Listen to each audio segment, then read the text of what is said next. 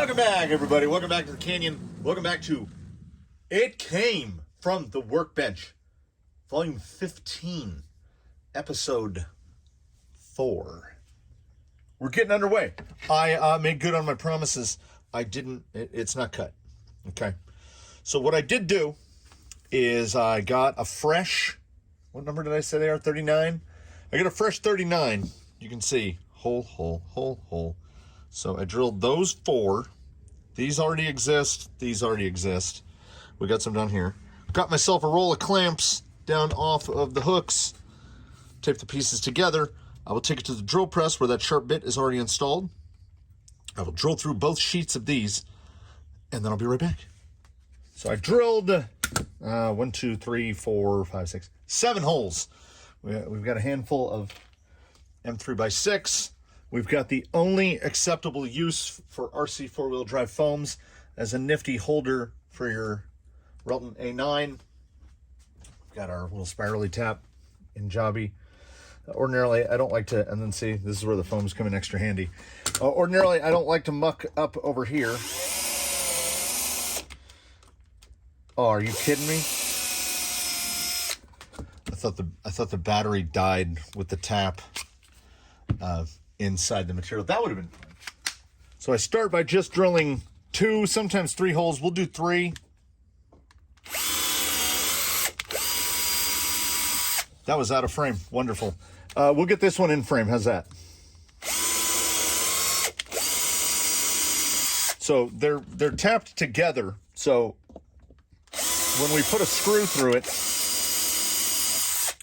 it should hold them quite tightly. Yeah, see. Just brush that raw metal away with your hands. I don't really clean much up. Now, what I do have to do is take off our flexible clamps, because when I attach the pieces, we gotta pan this down a little bit. When we attach the pieces, and by we, I mean I, good old blue tape. I don't even think this is real 3M. It works. Because to make sure stuff sticks a little better, let's see, we got it still. I just do the old tried and true trick of a little bit of tape there. And I do give it a touch sand before sandwiching the pieces together, because no matter how sharp your bit is, when that bit punches out the back, these are pretty minimized, but you'll get that little, see, there's a little, you can hear my finger on it, see? It's that tearing up my dried out flesh. So there are the holes. Now before we tap the rest, just lay this thing down. We'll grab our 2 milli, get one at one end. The beauty of having drilled all these with it attached is all the holes should line up in the dream. So I only tapped these 4. Now you can be very sure, if you're doing this with power, be very sure to use a clutch, because you can snap a head off pretty easily because there's so much thread engagement. We'll actually double check here. That's good. Tail 1, good. And because they're 6s, and this is actually 1/8, so this is what? That would be 6 1/4 millimeters. So we've got a little bit of space. Now we'll swap back to the tap. We will tap through the remaining through holes.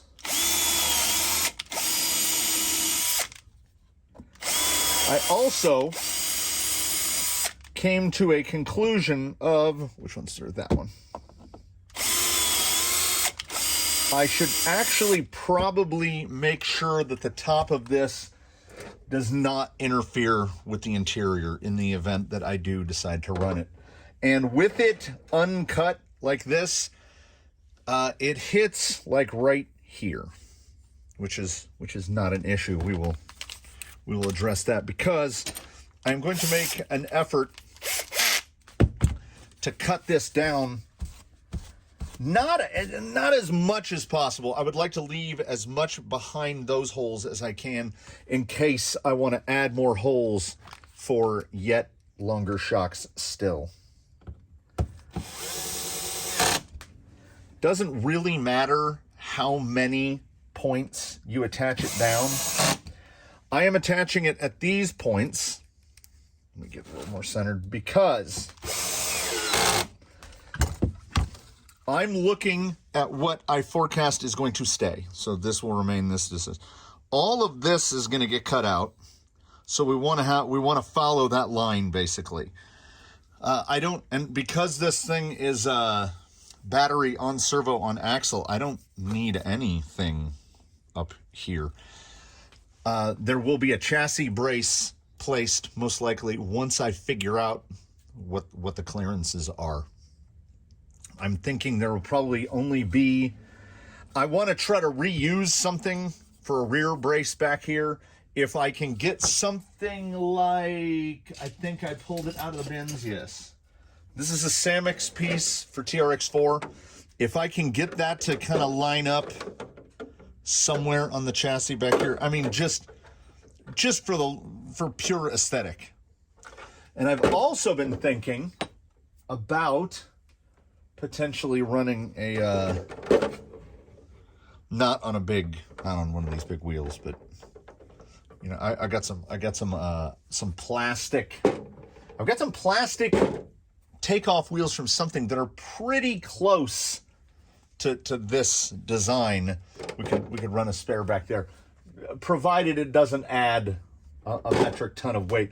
I think it would help with the truggy look. Probably look pretty cool. Anyway, I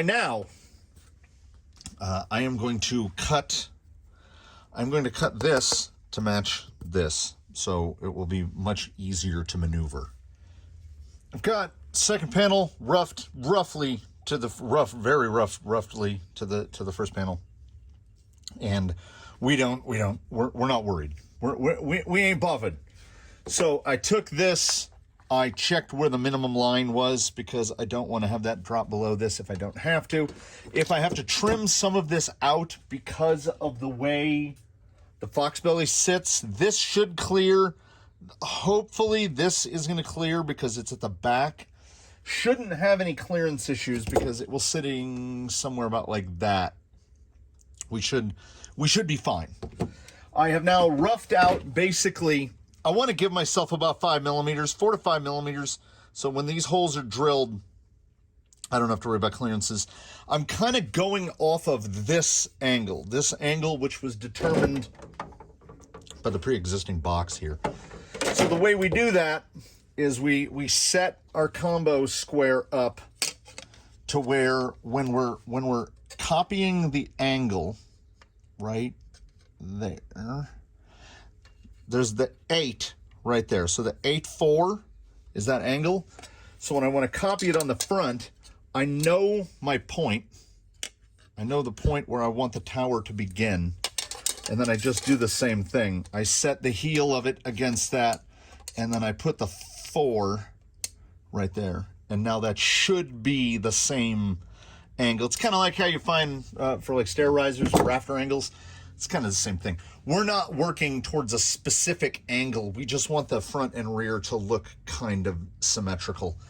I, again, left myself some vertical space here if I want to add more holes there.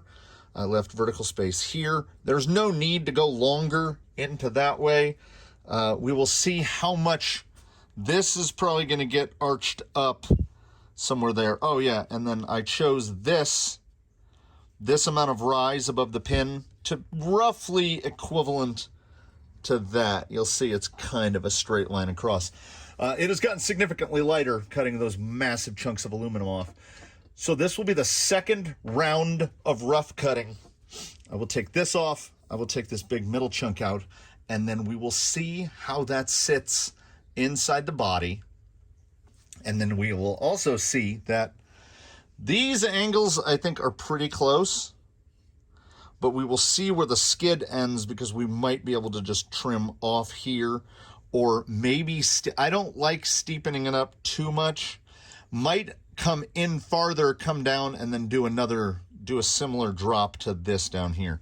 I mean, I worry about the aesthetics a tiny little bit. I mean, some of it looks a little wonky, but we want to keep material to a minimum. I want to see how much I can cut this down in the front, because to me the front looks a little overly bulbous compared to what we have going on in the back, which is pretty thin. There's probably going to be a decent amount more material cut out. But like I say, I'm okay with this angle. I don't really just want that to drop straight. So let me make these rough cuts, and we'll see how it looks from there. And you can definitely tell it's LCG. Look at the height of the tower relative to the belly. We're like 3 3/4 inches tall or something. With that amount of material removed, it definitely looks a little chunky. It's a little thick in the neck right here, and there's like, we could remove all of this. I will see how much pro tip, if you're going full bespoke like this, where we're building something specifically to fit a body. All right, so that would hold roughly about there. Yes, okay. So see the angle here? I am going to copy the angle of the front fender line. So we'll come, that's way too low. Got to make sure it's in place. I will probably have to drill out and tap the rear one so that I can temporarily put the bumper holder in place to hold this in line, so I'm not just doing it by hand. We will kind of copy this line. I'll probably put a little more curvature there, kind of bring it up like this. Not all the way up to it, because then we're getting into a link problem. But I mean, it hides most of it. And then when this is in place, I mean, the only part of the chassis that you'll see is that little bit hanging down. And we're going to take as much of this off as possible. This will have to be a countersunk screw, so the skid will mount. I'll probably countersink both of those, so the skid will mount, and then I'll put this on over it. These will be threaded, so I'll just be using, again, little, probably maybe M3x6s to attach the sides so that they don't stick through on the other side. That I'm okay with this angle up here. I don't have a problem there. I want to bring this up, and I think in the rear, kind of the same. There's the chassis line that's scribed on right there. I think I want to bring this up, kind of arc it in. Similar arcs front and rear. I haven't 100% decided what those arcs are going to be, but I just know that I want to remove a bunch of this, and I want to pull this line up. Yeah, see, now it looks like this. See, this angle should be brought back. So instead of there, it should be about that angle right there to match up there. So there are a couple of ways of going about doing that. What I could do is finish this out with a file and then just put a straight edge on it and just copy the angle, which is possible. And I would really love to cut some more off the back of this tower. But for right now, we will focus on this front arc and the rear arc. I'm going for a little more rounded stuff on this one. The corners will all get rounded off later. Not now, but later. I will need to trim this down so that I can get the bumper mount on it. So those will have to get hit with the file. So I'm going to drill a couple more holes. Well, first we're going to cut. I'm gonna sketch this out and cut this out and see how it looks from there. So I had the trip hop going on the radio, and I got a little ahead of myself. This is 85% done on the shape. I'm not happy that I kind of overcut here. That line should have come down to about where that little shine is right there. So we would get an even. I don't think it's going to affect strength. I just think it looks a little weird. Once I got looking at braces and realizing how far the up travel is, I just went with a regular element. I've drilled the holes for it. So that guy's going to go right there. And then in the front, I think I'm just going to use a single, like, aluminum standoff across like that. We've drilled for the pin.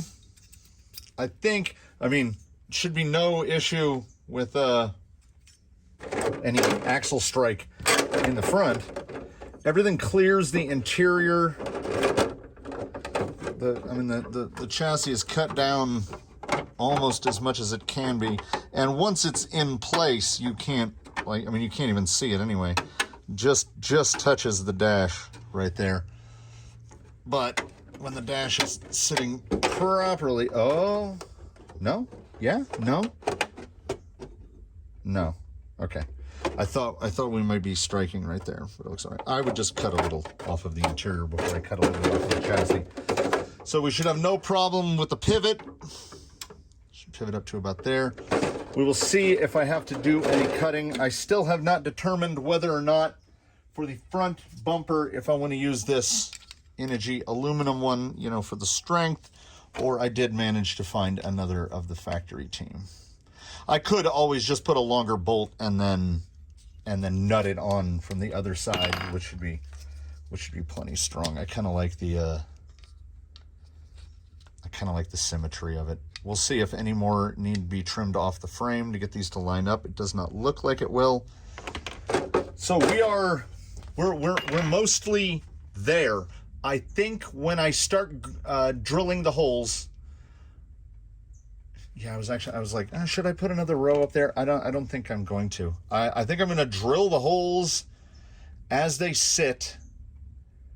Go on the tapping festival of all of these and all of these. All of these get drilled out to 3mm, or AKA number 32. And I'm going to do this one and this one have to be countersunk. And I will countersink this one, and I will countersink these 4, which are 8, and these as well. So the fixtures will all be countersunk because the side skirts will go on with button heads.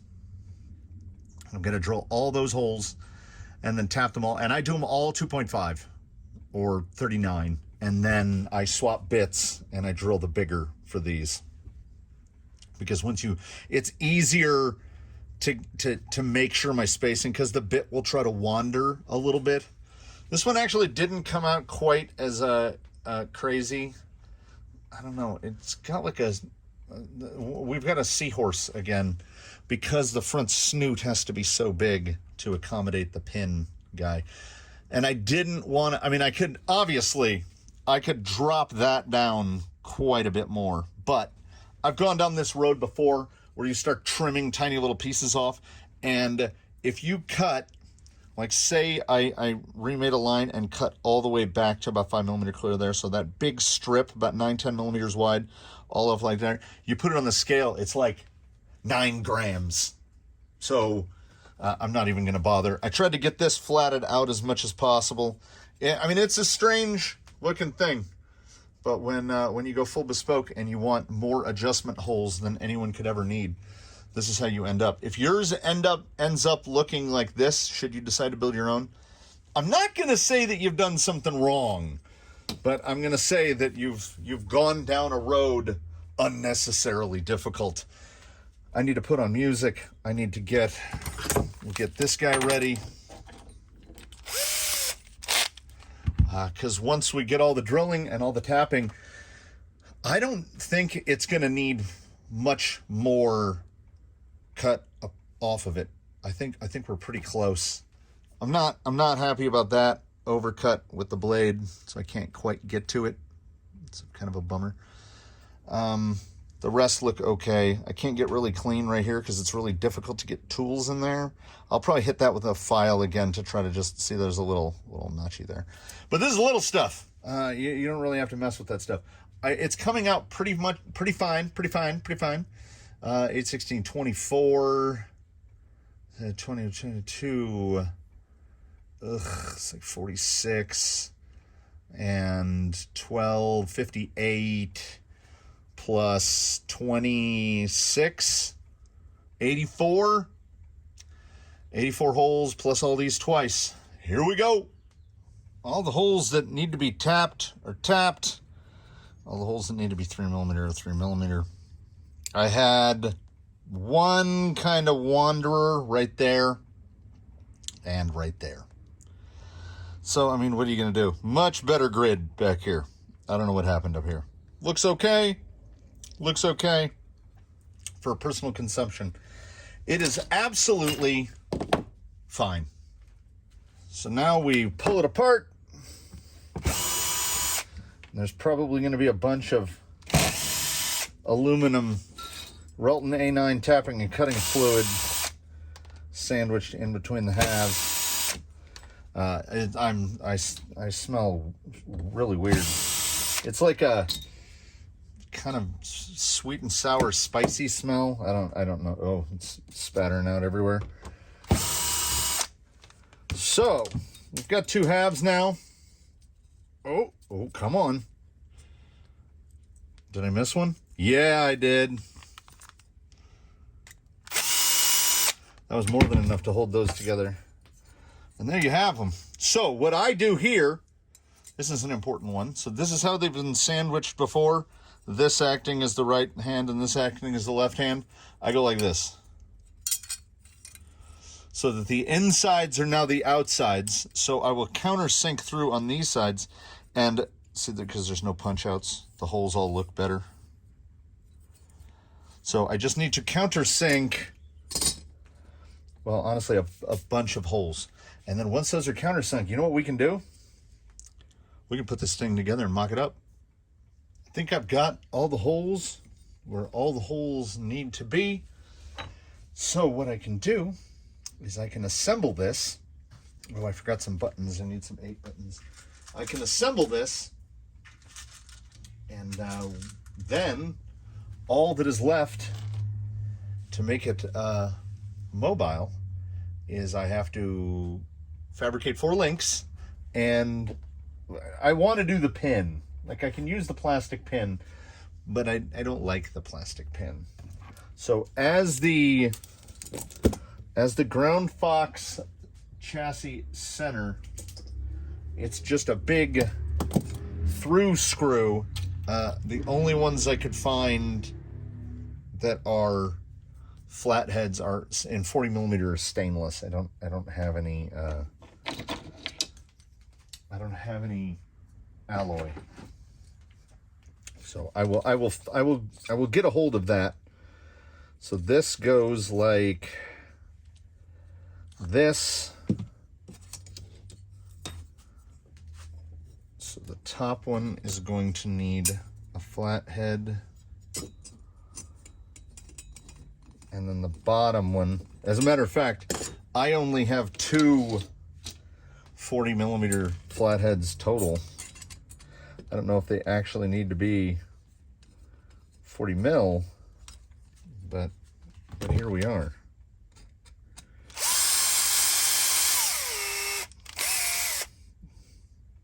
I mean, that looks overly long to me, but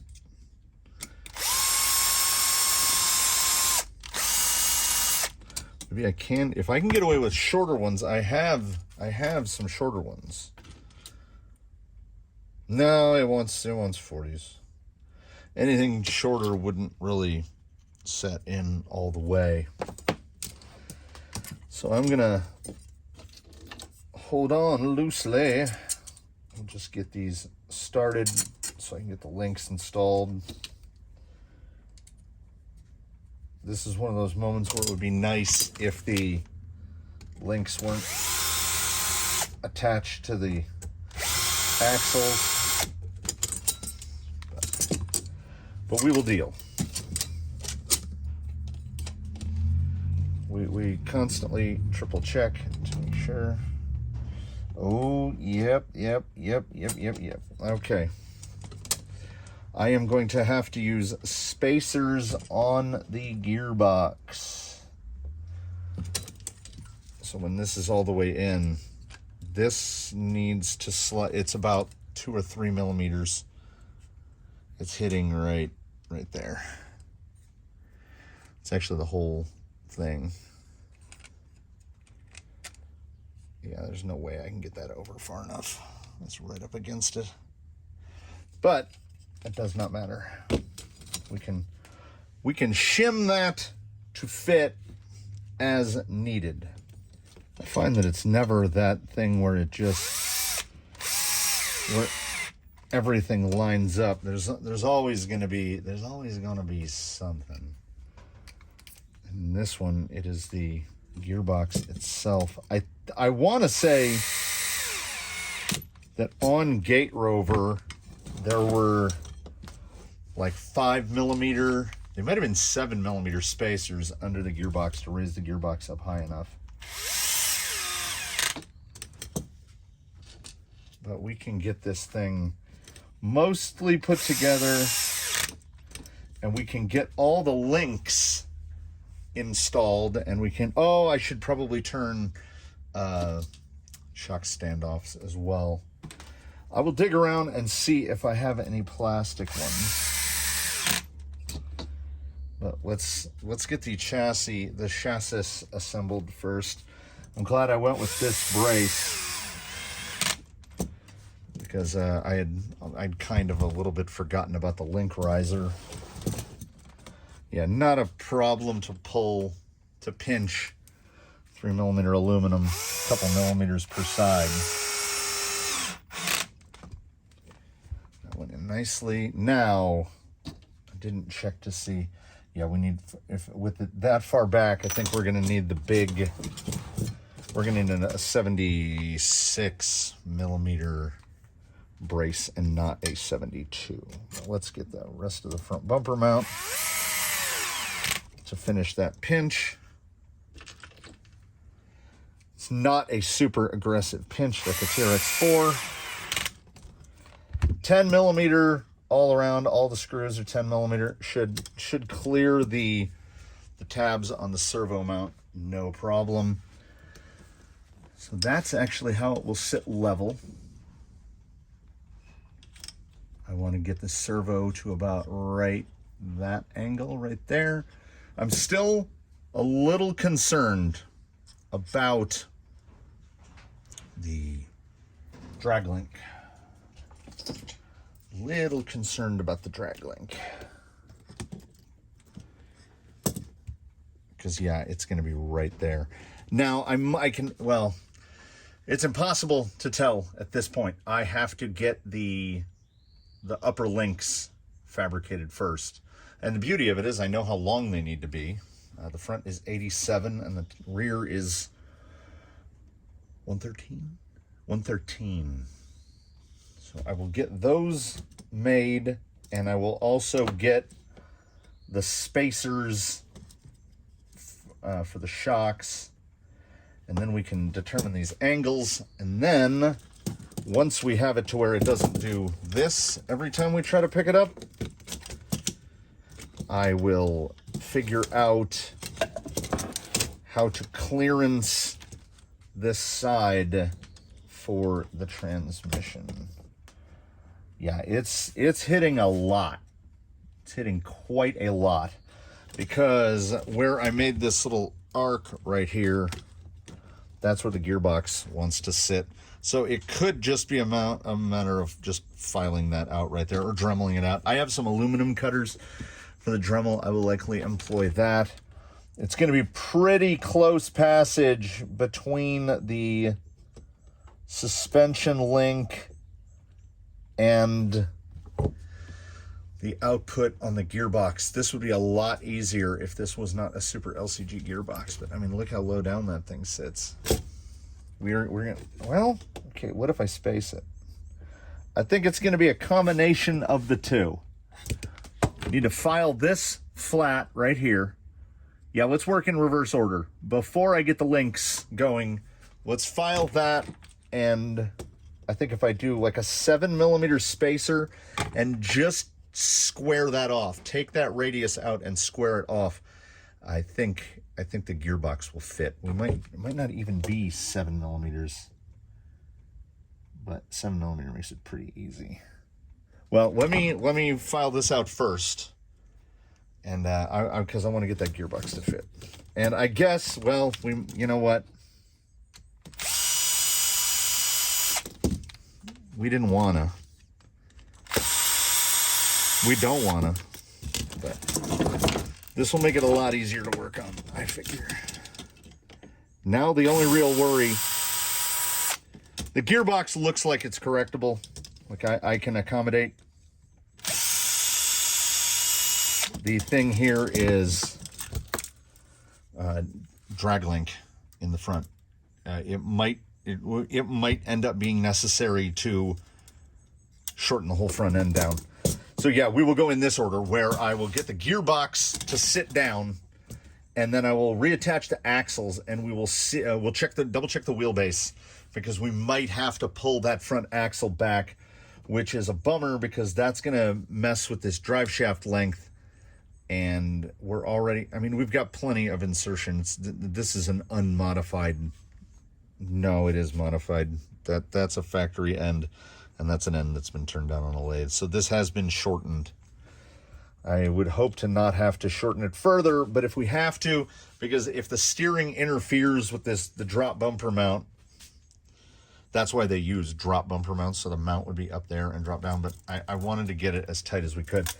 So yeah, it's like a crazy seahorse. Let me get that filing done. Let me get this gearbox set in, and then we will continue forward. I don't even make any excuses about like not thinking things all the way through, because I mean, clearly that is what has happened. Because we've got a body that perfectly fits the chassis. All the arcs are where I want them, and the bumpers go on nicely, and it hinges. But the Fox belly, I did not take enough into account. I found the original motor plate and just put it onto a skid with the tabs cut off onto a factory skid. This is backwards, so it would have rear overdrive. I have a shaft. I'll have to reshaft this because no matter how I tried to put the Fox belly in there, it was not going to clear the motor, and this clears the motor no problem. The motor actually sits much lower on this one because of the way this fits into the chassis. It fits much lower this way, but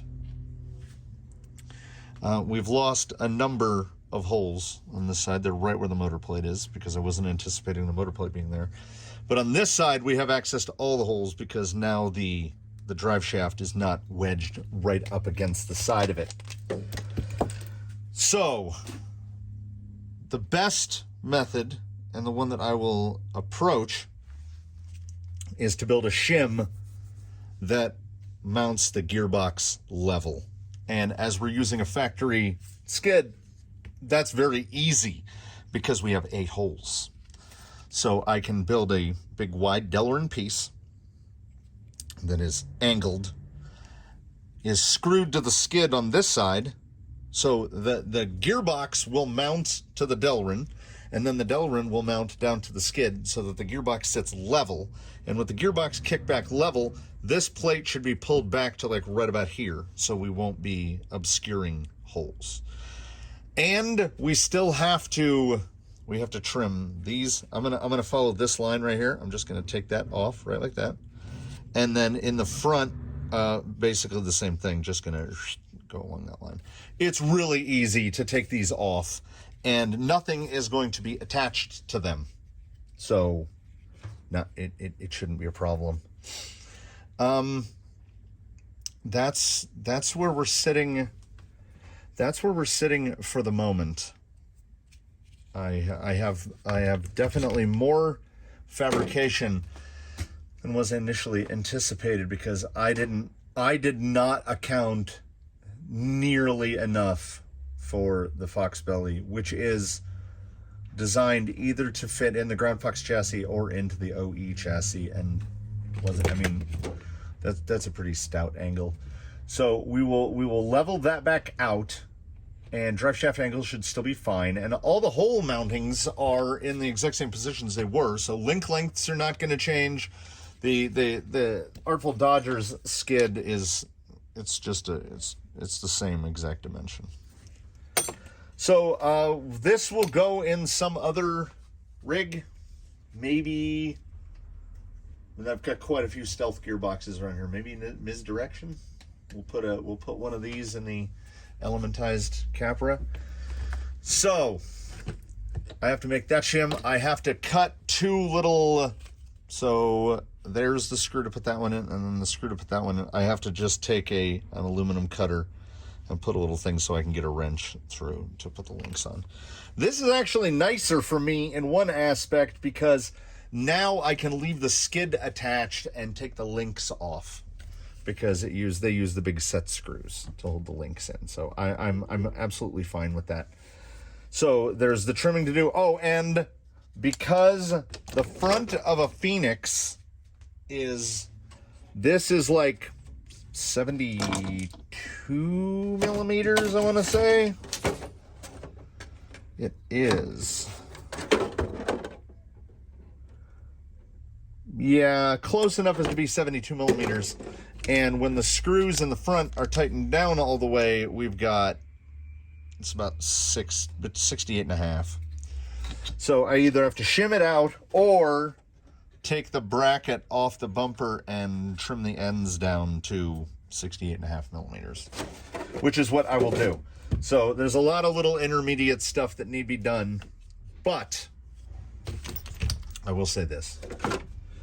I'm not mad about this fitment.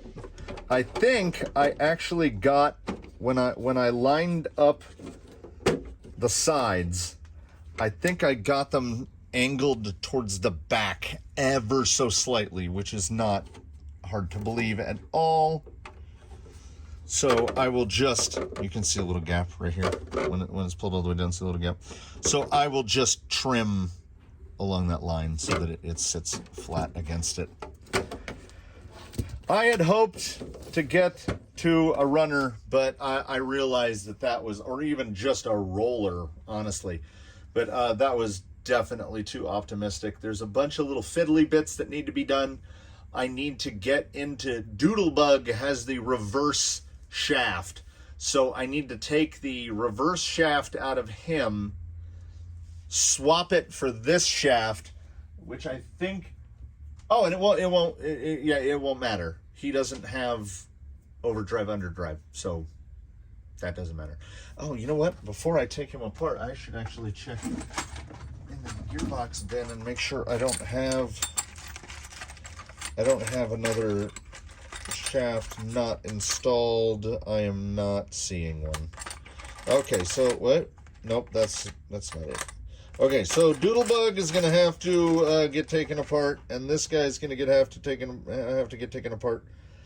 And I will build, and then when we return, I will have taken care of all that little minutia. I will have trimmed down the front bumper mount so that fits.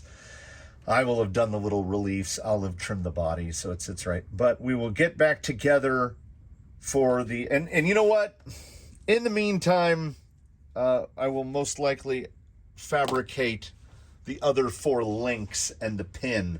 Oh, I remembered when trying to feed the plastic pin through the front of this, I remembered why I really don't like the plastic pin. I like a nice metal pin. So I will fabricate the links, I will clean this stuff up, and then and I will build the shim, and I will show it to you as I'm installing it. And we'll get this put together. We'll get this put together. It's coming along. I'm absolutely fine with the standard gearbox, with the Stealth. I have no problem with this at all. It's fine.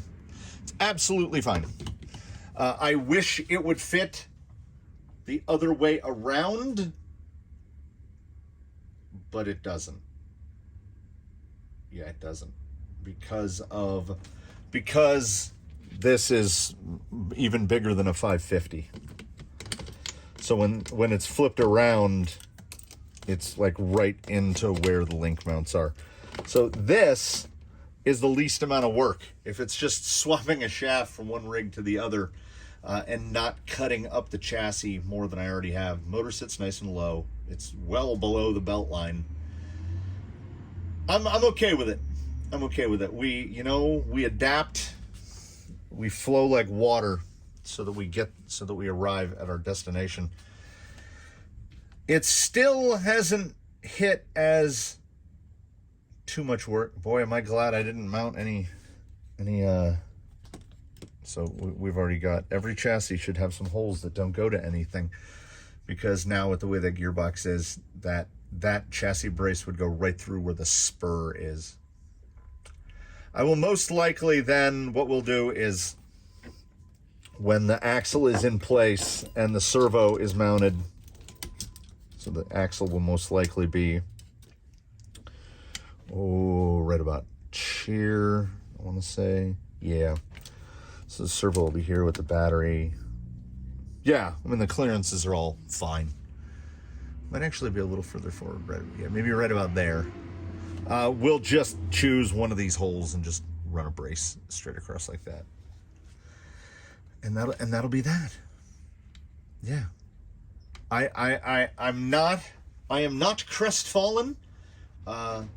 This is what I get for trying to nail it on the first go, but we never give up. We never surrender. We just keep going. We'll keep fabricating and refabricating until the thing works. And I'm not mad at it. My hole spacings are pretty good. The thing is overdone and convoluted, but it feels acceptably sturdy. It doesn't weigh anything at all. The motor weighs about as much as the whole rest of it put together. Episode 5.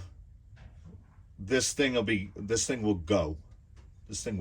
We'll get it on the rocks, and episode 6 will then probably be like the tuning and refinement and getting things settled the way we want. So thanks for stopping by to watch this one, everybody. It takes sometimes we hook it and slice it. We just roll with it. Thanks for watching. Please do comment below. Like if you liked it, subscribe if you haven't. Do consider channel membership. I hope this is at least informative to someone, because when we make errors, we adapt. It's a process. It's all a process, everybody. Come back to see more of the process. In between now and when we meet again, do your very best. Have a good one, everybody. We will see you next time. And you know what? Come hell or high water, next time around, this thing gonna go.